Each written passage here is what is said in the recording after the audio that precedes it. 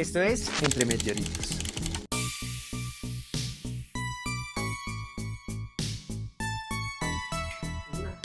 Bueno, y tenemos acá a un pionero en conceptos gastronómicos veganos de calidad y dirigidos hacia todo el público. Sammy, bienvenido. Esto es Entre Meteoritos. Entonces por acá le va a pasar unos meteoritos para que nos comamos durante la charla.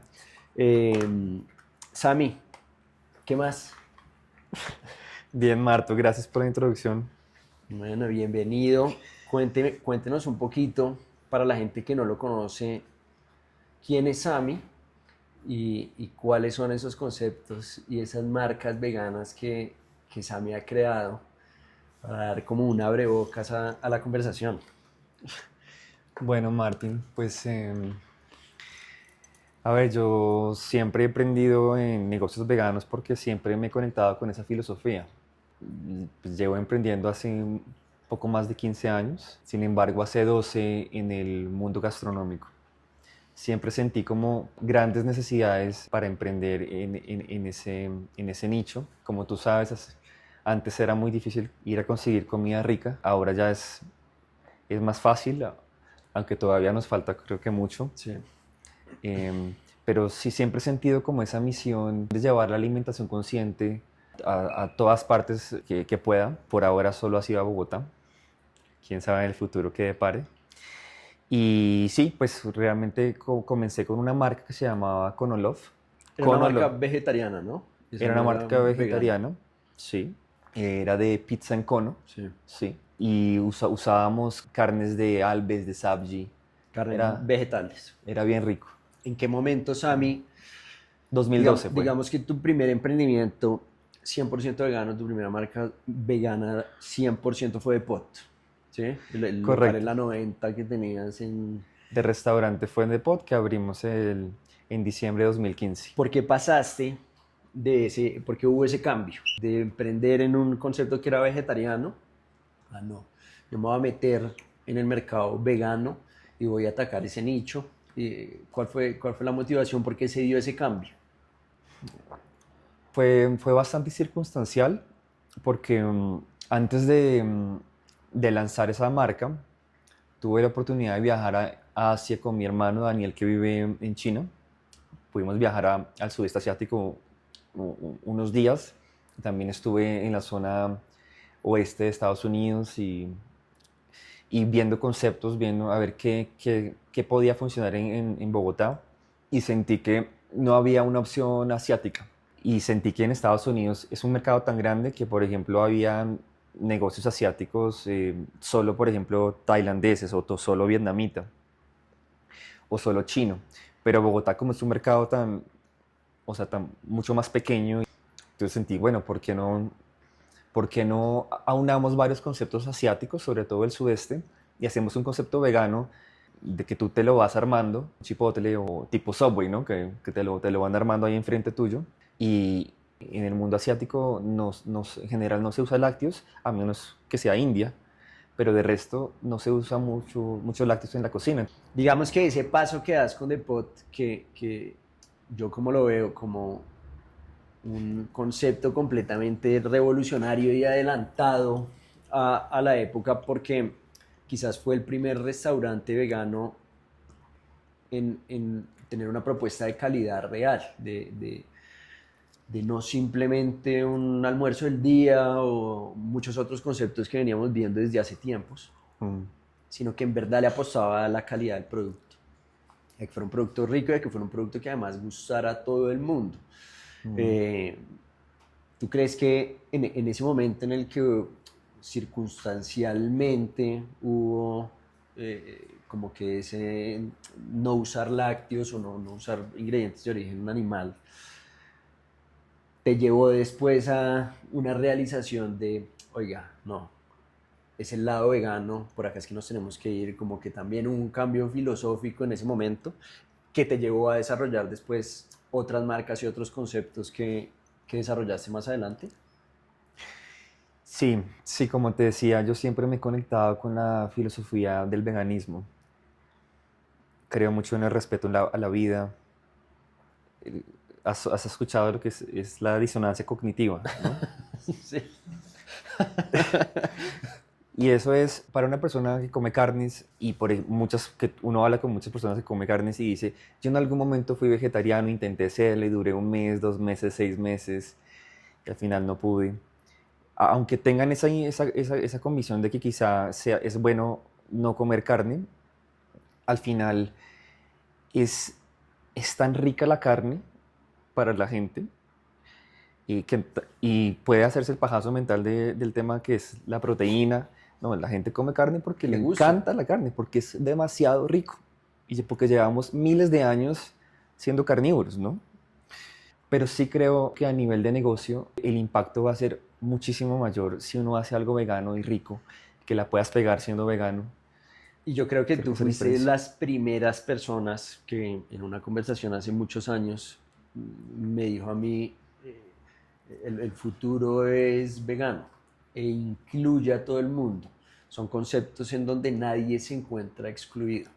Sí, En un concepto vegano están incluidos los veganos, pero también los vegetarianos, los flexitarianos, los X, lo que sí, sea, las personas que se alimentan con productos de origen animal, están todos incluidos. Es un lugar en donde todos son bienvenidos, todos pueden comer y no hay como restricciones a eso. exacto. Entonces eso es muy chévere. Sí, Pero además, digamos, siguiendo un poquito con la historia, Pot tiene un auge, ¿no? En ese momento, que además es un concepto revolucionario para lo que había en el mercado en ese momento. Y, y tiene como un auge en el mercado, ¿no? Como que empieza a pegar muy duro. ¿Cómo fue ese proceso? Fue el primer restaurante vegano en un centro comercial. sí. Digamos que sí tuvo un impacto muy grande y abrió las puertas a lo que son hoy los restaurantes veganos y a que los emprendedores empezaran a apostarle por conceptos de calidad y a meterle al tema de la comida y no simplemente un almuerzo del día. Mira, yo creo que con Depot, Martín, siento que comenzamos muy bien. Yo comencé con mucha ilusión y sí, y con cero experiencia. Como la gente sabe, o me imagino que la mayoría de gente sabe, este es el negocio más fácil de montar, pero más difícil de manejar. O sea, Sí. de los más difíciles. Y todo fue muy empírico, obviamente muchos errores, pero con mucho amor y como mucho foco en la calidad. Yo siempre he sido, he sentido que he sido muy exigente con la calidad como tú. Y entonces me acuerdo que todos los días, una vez se ponía el samovar, daba una última prueba y daba unos últimos ajustes de sal o lo que sea. Y la gente empezó a venir. Yo empecé vendiendo un bowl a 11.900. Esto fue hace 10 años. Sí. Creo que habían días muy buenos, la gente le empezó a gustar mucho porque era muy rico, sobre todo era muy rico y llenador. Acá al colombiano le gusta también que se sienta como llenito. Sí, la Sí. abundancia en el plato.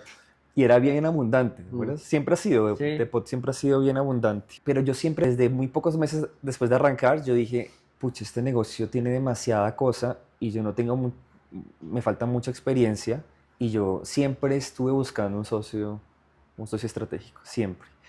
Alguien a quien le pudiera aprender de cómo es este De manejo. la industria Sí, gastronómica. cómo se maneja un restaurante. Y estuve buscándolo y buscándolo y duré un poquito menos de 3 años y lo encontré. Y una vez encontré a ese socio que tenía mucha experiencia en restaurantes, venía de restaurantes de carne, pero creyó en la marca, creyó en el proyecto. Él dijo, vamos a meter esto en el andino, porque la mayoría de nuestros clientes eran carnívoros y él sentía que era una apuesta, aunque con un cierto tipo de riesgo, una apuesta que podía dar frutos. Aparte era una vitrina de marca Mm. importante y el hecho de ser una de las primeras marcas en Latinoamérica, creo, de estar en un centro comercial premium como el Andino.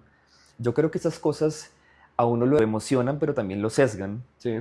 Si hubiera estado en ese 2018 y me hubieran preguntado otra vez yo qué hubiera dicho, pues yo hubiera dicho que no, porque era muy arriesgado. Imagínate pasar de pagar, no sé, 5 millones de pesos a 24. O sea, eso no tiene mucho sentido a nivel financiero y de todas maneras era un riesgo muy grande y creo que uno podría haber crecido de manera orgánica, más en tranquilo. locales más pequeños, en zonas de oficinas que le ha ido muy bien a Depot.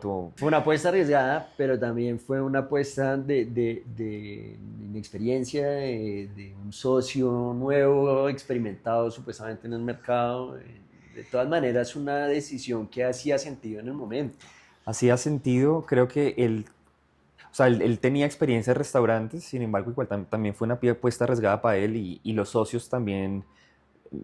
Yo pasé de tener un socio que fue mi hermano a tener 7 socios, que son Sí. mi hermano y otros 5. Ya éramos un grupo y éramos un grupo experimentados, pero igual, aunque éramos ¿cómo te digo? Un equipo que tenía el potencial de poder construir una marca y llevarla lejos, no pudo superar la pandemia. Eso te iba a preguntar, ahí llega la pandemia. Llega la pandemia y se cae totalmente las ventas del centro comercial, Cierran ¿sí? además, ¿no? La plazoleta Cierran durante mucho tiempo. un tiempo. Salir de esos contratos es difícil. Toda la caja que habíamos generado se fue en salidas de contrato, en liquidaciones. Y sí, fue un poco triste. Antes de cerrar, ya estábamos abriendo un tercer punto ahí en el centro internacional, en el Sí. centro. Nelson, que es la gerente, me decía, antes que se nos acabe la caja, abramos este local y por lo menos quedamos con esos dos. Que eran el de la calle 100 y El de la 97,11. 98, sí. Pero al final no la logramos y firmamos, igual firmamos ese contrato y después nos tocó salir de ese contrato también, costoso también. Y desde la pandemia, Depot afectó a todos los socios, a todos los negocios de los socios, me afectó mucho a mí, le afectó muchísimo al gerente que terminó yéndose a Costa Rica y el negocio, digamos que por más esfuerzos que le metíamos y yo estuve un tiempo enfrente en esta época post pandemia, no se recuperó nunca como queríamos. Sí. Entonces al final una gran suerte que llegó unos emprendedores muy pilos y con ganas de que la marca continuara en el mercado y gracias a Dios se pudo vender, Sobre que todo fue una porque gran es una suerte. marca muy bonita, muy chévere y pionera Y en el pionera, sí. mercado. Da algo de alegría que, Que eso que, que continúe. pueda Sí, continuar y de ojalá acuerdo. pueda crecer. Ojalá que así sea. Siempre da tristeza cuando un negocio vegano cierra. A mí me da como Sí, y tristeza. últimamente es lo que hemos visto, ¿no? En los últimos Sí, meses es lo que hemos visto y el a mucha cierre de Dalia, por ejemplo. de Alia, Entonces, Electra, pues que sí, ahí tenía unos temas controversiales, pero también cerró. sí, Por ahí hay otros lugares que también están sí. cerrando. Claro, eso es difícil y muchas veces las personas de afuera no ven todo esto que hay detrás y que pasa en un negocio normal, común y corriente. Mm, Así sea vegano o no, una pandemia, situaciones que no se pueden barajar fácilmente, nadie está preparado para eso sí, y que se emprende con mucho amor, pero al final también se va aprendiendo sobre la marcha sí, sí. y hay cosas pues que son que nadie está preparado. Exacto, Eh, exacto, un poco dentro exacto. de esa experiencia que fuiste adquiriendo con Depot y eso salieron otras marcas, salió Dalia, que probablemente también era una de las marcas más insignias, digamos, del mercado vegano en Bogotá y la primera en temas de gastronomía mexicana, Exacto, una propuesta muy bacana. Cuéntanos un poquito exacto. de Dalia. Sí, Martín, fuimos también pioneros sí, fue el primer concepto como mexicano, vegano, y abrimos 2 meses antes que Empezará la la pandemia pandemia. también, ¿no? Yo siempre había pensado en tener una estrategia multimarca, ¿cierto? Pensé Que que para allá vamos ahorita. pensaba que era algo más fácil de lo que realmente es. Y de todas maneras yo también me sentía como que no quería estar solo sí, con los huevos en solo En un una canasta. proyecto. Exacto, como era de POTS, quería también diversificarme, aunque fuera en el mismo nicho. De todas maneras, no es que uno disminuya mucho el riesgo, pero, Pero bueno, algo se pero hace. al menos Sí. 2 marcas. Y nos asociamos yo y Camila con 2 personas que tenían la experiencia en restaurantes, abrimos en Cedritos, construimos ese concepto que dio muy buen resultado por los años que estuvo, muy enfocados también en la calidad y un servicio rápido, Sí. buenos precios. Creo que Dalia siempre todo el mundo pensaba que tenía mucho potencial. De Hasta ahora, acuerdo. hasta hoy, es una lástima, No, ¿no? es increíble. Yo cuando vi la publicación de que cerraba Dalia, pues no lo Sí, podía creer porque quizás uno de los referentes, ¿no? En el mercado sí. vegano de productos de calidad rápido y eso. Y seguramente en los últimos años pues la cosa se complicó. Entiendo que tú estuviste hasta hace cuánto. Sí, digamos que en Dalia nos hace un año y pico más o menos Ok. desinvertimos, sí, por temas de liquidez a causa de la pandemia. Yo, como tú sabes y otras personas saben, tengo dos niños chiquitos. Entonces, pues a mí me dio un poquito de dolor salirme del negocio, pero bueno, a veces uno tiene que tomar esas Sí, decisiones, ¿no? decisiones, sí. Pero pues sí, digamos que es una lástima que haya pasado eso con Dalia Martin, pero bueno, la vida sigue y yo creo que, o sea, no debería ser una razón por la cual se disminuyan los La oferta, sí, de emprendedores acuerdo. y la fuente de nuevos negocios veganos, ¿no? Creo que Además que cada caso es particular. cada caso es particular, exacto. No todos los casos son iguales, se entienden temas Sí, macroeconómicos, etcétera, pero cada caso es particular, no se exacto. puede meter todo en la misma canasta. Y ahorita mencionabas una vaina del tema multimarca y vamos un poquito para allá de Zen Foods.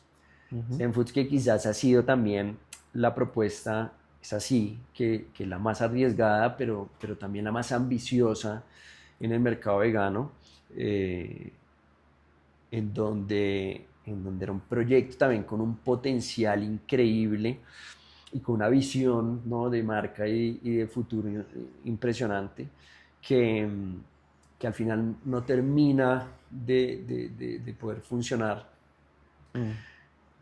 pero que sí deja también un testimonio de el potencial que existe, ¿no? Y yo creo que Zen Foods en sus mejores momentos y con sus marcas pues más fuertes, pues tuvo un comportamiento muy positivo, que sí da luces de que había mercado, de que había una oportunidad, de que se estaba atacando una necesidad que existía en ese momento y, y que bueno, que por diferentes cosas no resulta, que ya nos contarás, pero cómo fue esa ideación del tema Zen Foods? ¿Qué pasó ahí? Hay mucha gente que hoy todavía pregunta por marcas Sí, de Zen Foods. sí, Entonces, cómo fue la cosa? sí. Me acuerdo, Que Mart. trabajamos juntos Sí, además, pero... sí, sí. Sí, eso es de los más bonitos recuerdos que tengo. Em, Y creo que de los peores. sí, sí. Mira, Martín, yo me acuerdo, yo me acuerdo que en la pandemia, al principio de la pandemia, yo estuve, hice muchos cursos de emprendimiento y no sé qué, y estaba en estaba todavía el hype de esas ganas de emprender con una startup de alto crecimiento, hice Sí, crecimiento Hypergrowth, acelerado. y esos fundadores o cofundadores que lograban levantar estas rondas y eso inevitablemente a uno Lo contagia, lo sí. contagia. Y yo quería, sí, yo quería vivir esa experiencia, sobre todo vivir esa experiencia y ganar mucho conocimiento ahí y lograr, ojalá, ¿por qué no ser exitoso en eso? Y creo que fue el primer concepto también que se arriesgó a funcionar como una startup. Sí, Sí, con ese modelo, ese era el mindset. Y yo me acuerdo que en la pandemia estuve pensando, bueno, ¿qué hago con lo vegano, pero que pueda crecer así, como a doble dígito, mes a mes? y eso es una vaina que en el momento en el que tú me cuentas a mí el proyecto, explota la cabeza Sí, y ese es el cabezazo más increíble que alguien ha tenido en la vida. sí, sí. Entonces, y me acuerdo que fue una vez que me estaba duchando, que en la ducha es donde Llegan las buenas siempre ideas. mejores ideas. Y, y yo decía, pucha, es como ese momento epifánico que dices, claro, es esto, ¿cómo no lo había pensado antes? Pero, ¿y cuál fue la idea? ¿Qué llegó? La idea, en términos de idea, me sonaba muy bien. ¿Sabes? Que sonaba muy bien y era poder construir varias marcas veganas en diferentes categorías gastronómicas y todas, digamos, bajo una misma plataforma en donde pudiéramos, en donde, por ejemplo, un comensal, que eso era lo que a la gente más le gustaba, pudiera pedir para él o para toda su familia de varias marcas, ¿cierto? Entonces, acá estamos a tener como 7, 8 marcas, Sí. creo, y de varios tipos de gastronomía, incluía uno de desayunos. Entonces, ese tema de tener todo bajo un mismo paraguas y varias gastronomías y ser bueno en esas gastronomías, creo que tenía un appeal muy llamativo y sobre todo en época de pandemia que la gente estaba en casa y Delivery. estaba con la tendencia a pedir a domicilio. Exacto. Entonces, como idea me parecía que podía funcionar, ya estaba medio funcionando bien, había muy buenos resultados de Foodology en ese momento, Mm. parece estaba creciendo, habían levantado, que es un concepto parecido, pero de marcas no Sí, sí, veganas. sí. Y bueno, yo siento que hay dos cosas. A veces las ideas suenan mejor de lo que realmente son. Siento que es fácil sesgarse por una buena idea. Yo creo, y a la mayoría de gente que yo le hablo de Zen Foods y eso, que ya lo hablo con más soltura porque antes me costaba hablarlo porque eso fue parte de para Sí, mí, un momento una época difícil. muy Sí. difícil. Siempre me decían, uy, pero la idea era increíble, la idea era buenísima. Y lo que pasa es Sí, que llevarla a la realidad es un camello. sí, es posible que sí. Porque yo en algún momento pensé, bueno, realmente no era tan buena idea. Porque por lo menos yo totalmente desmerité el esfuerzo tan grande en tiempo y dinero y de todo que es construir una marca.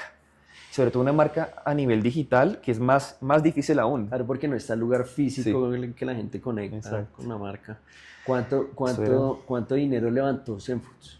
Zenfoods se levantó $100.000, $100.000 de esa época, alrededor de 350 millones. De los bonitos recuerdos que tengo fue ese proceso, ¿no? Sí, de levantar Que el yo hice capital, solo, sí. porque de todas maneras levantar capital es algo muy, muy difícil. De tocar la puerta, me acuerdo como 60 personas, entre amigos y conocidos y referidos, 20 dijeron que sí.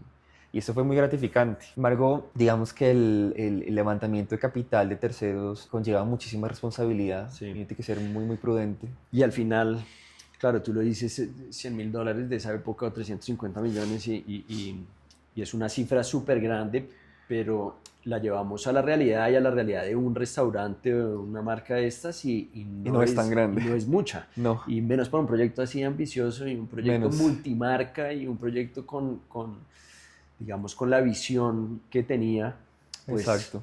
eso fue caja menor. Y No es tanto. Y de hecho yo le dije no a otros inversionistas que querían entrar porque no quería levantar más plata porque sentía que no se necesitaba. Teníamos esta idea con mis socios de levantar en 6 meses. En una seis segunda meses una ronda. segunda ronda que por más que se intentó y uno de mis socios lo estaba liderando, no pudo levantar porque no teníamos el track récord que necesitábamos para... Estábamos muy, muy temprano, Muy crudos muy todavía, sí. crudos, era una ilusión. Y es que a las marcas hay que darles tiempo, Hay que ¿no? darles tiempo y estábamos sacando una marca cada mes más o menos, una marca cada mes y medio, una nueva marca.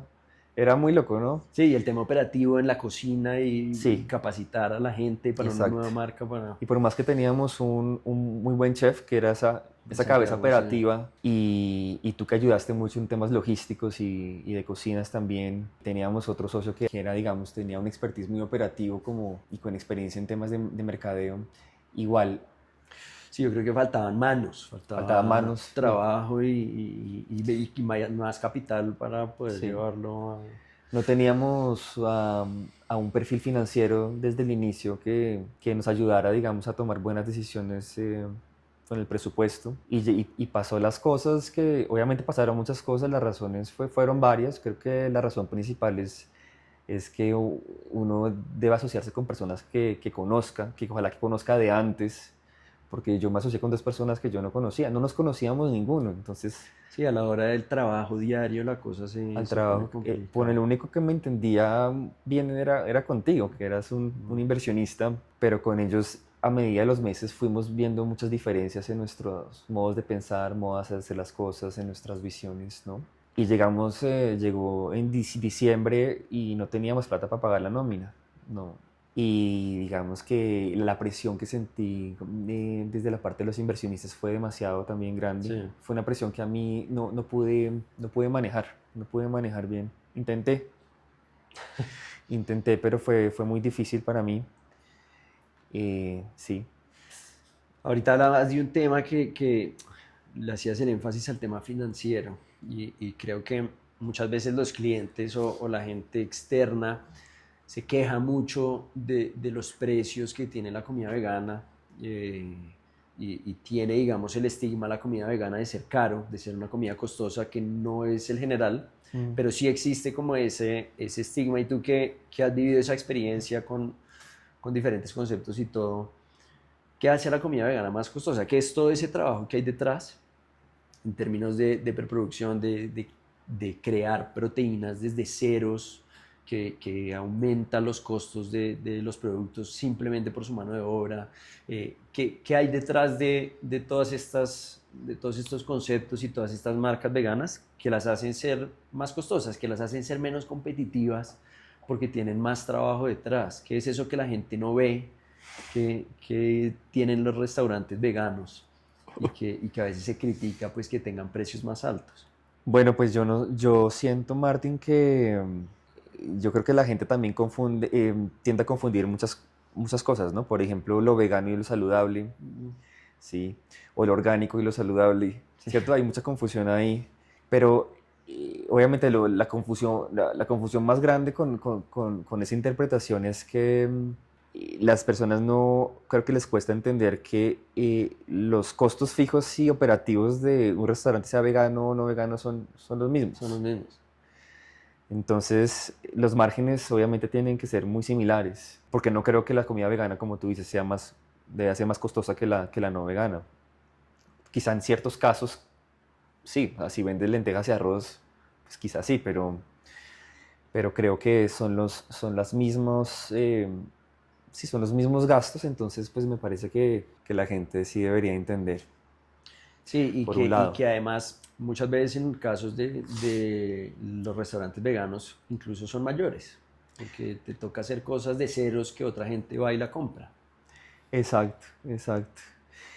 Sí, por ejemplo, yo, además que hay para estandarizar unas recetas bien y que es algo que, por ejemplo, pues para aquí igual te la quiera compartir, una de las cosas que más admiro de Stankoff es eso, como ese sitio que tú puedes encontrar siempre casi el mismo producto en cualquiera de las sedes o que te llega a domicilio muy bien. Es una cosa que no existe. Realmente que creo que ustedes son de los mejores que hacen eso. Y eso es algo muy difícil de lograr. Y lo otro es el tema de construir una marca, ¿no? Sí. De apostar a construir una marca, que es algo inmensamente difícil y que marcas como tú lo están haciendo. Y eso requiere muchísimo, muchísimo de todo. Sí, tiempo, trabajo, esfuerzo, energía, plata. Y esas De cosas son acuerdo. las que valen y obviamente sí. Sami, Sí, sí. en tu experiencia, como para ir cerrando, y habiendo tenido esta experiencia con diferentes negocios, con diferentes marcas veganas y eso, para, para gente como yo que estoy emprendiendo en este segmento y para la gente que de pronto está pensando en hacerlo, en tu experiencia, ¿cuál es esa clave del éxito que no hay que tener, mejor dicho, qué es lo que no se puede dejar de lado a la hora de emprender? Mm, un profesor siempre decía que uno tiene que prepararse para emprender, que la mayoría de emprendedores no están preparados en todas las áreas que necesitan para emprender y tener una tasa de éxito mayor. Creo que entre más preparado uno esté para dar ese paso, pues va a tener más probabilidades de éxito, ¿no? Eso por un lado. Por otro lado, ahorita que me estoy leyendo un libro de marketing, es marketing, ¿no? Es creo que la mayoría de emprendedores o empresarios no lo entienden bien O sea, es decir, el marketing es algo más sencillo, pero a la vez más profundo de lo que la gente lo ve, y creo que los negocios que debemos cerrar veganos es mucho porque no hay una estrategia de mercadeo sólida detrás, y creo que hay marcas como la tuya y como otras están haciendo ese trabajo bien. Creo que ahí fallan muchas empresas.